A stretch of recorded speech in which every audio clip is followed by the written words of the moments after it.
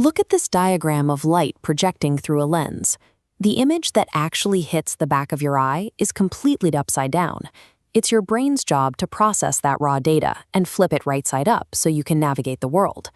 Before light even enters the eye, it has to pass through an external defense system.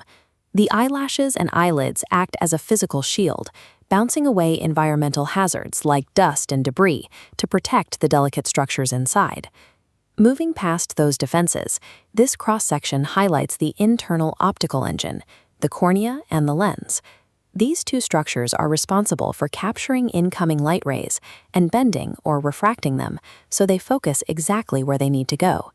Seeing clearly requires this sequence: a physical barrier keeping the hardware safe on the outside, and precise light-bending mediums working seamlessly on the inside. This flowchart maps the refraction pathway. As a light ray approaches the eye, it first hits the cornea. The cornea performs the heavy lifting here. It has a high refractive index, which gives the light ray its initial steep bend inward. The light then travels through the fluid-filled space called the aqueous humor and reaches the lens. The lens is adjustable, allowing it to make minor, fine-tuned adjustments to the light's final angle. The ultimate destination for this perfectly angled light is the retina at the back of the eye. Expanding this section reveals a complex microscopic grid of specialized photoreceptor cells. This split screen breaks down the two main types of cells. On the left, we have rod cells. Rods rely on vitamin A to function and are highly sensitive, making them essential for detecting shapes and movement in dim, low-light environments. On the right are cone cells. Cones require bright light to operate. They process sharp, high-definition details and use three specific variations, red, green, and blue, to build the full color spectrum you see. It's the surrounding iris muscles that actively expand inward, constricting the pupil to limit light entry in bright conditions. When you step into low light, the inverse happens. The iris muscles retract, which dilates the pupil and maximizes the amount of light entering the eye. Let's apply this.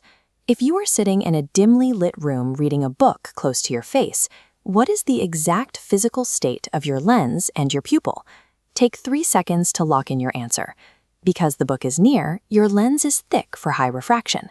Because the room is dark, your pupil is dilated to capture more light. In real-world environments, accommodation and the pupil reflex operate simultaneously as a single unified adjustment system.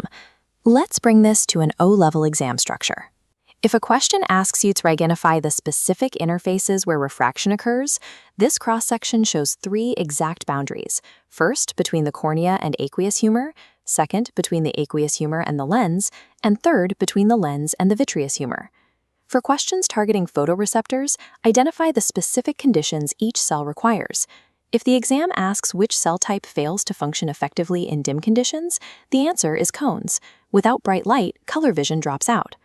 Let's trace the final pathway map. Light travels from the source, hits the cornea for initial heavy bending, passes through the aqueous humor, and enters the inner eye chamber through the pupil. It then strikes the lens for fine-tuned focusing, travels across the clear vitreous humor, and lands on the biological grid of the retina, triggering the rods and cones.